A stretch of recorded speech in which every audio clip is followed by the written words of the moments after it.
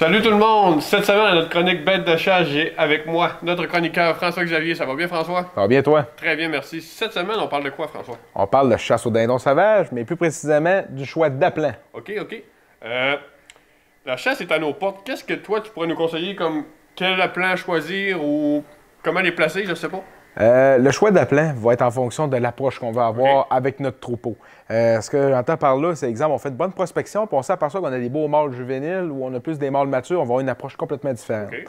Si on chasse des mâles solitaires, je vais être quelqu'un qui va aimer utiliser un amalgame de femelles et mettre une femelle souvent en mode d'alimentation qu'on appelle le type feeder et une femelle prête à l'accouplement, soit de type lay-down ou de type breeder. OK. Donc ici, c'est le modèle de la compagnie Avianix d'un appelant qui est prêt à être accouplé. OK. Une femelle qui est au sol. On peut utiliser un mâle juvénile qu'on appelle un jay, accompagné d'une femelle qui s'alimente. Ça, je te dirais, c'est la présentation la plus commune pour les chasseurs de dindons au Québec. Qui fonctionne, je te dirais, pratiquement tout le temps, entre parenthèses. Je veux dire que quelqu'un utilise puis que ça va marcher. Oui, c'est un passe-partout.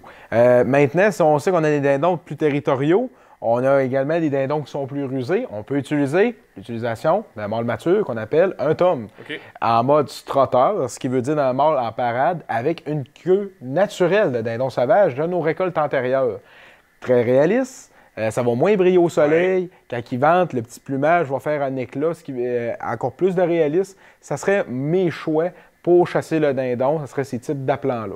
Est-ce que plus la saison va avancer, tu vas changer plus tes stratégies d'appelant? Oui, absolument. En présence du dindon éduqué, j'aime ça aussi utiliser des présentations beaucoup plus sobres, de simplement un couple de femelles, genre une femelle qui se nourrit, une femelle qui est en déplacement, une lookout ou une breeder, accompagnée d'une feeder.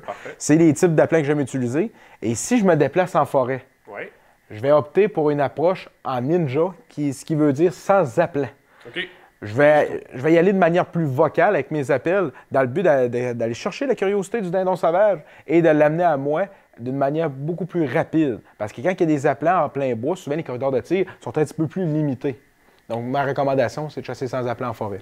Fait que super François, merci beaucoup pour toutes ces informations. Là-dessus, je vous souhaite à tout le monde une belle saison de dindon sauvage.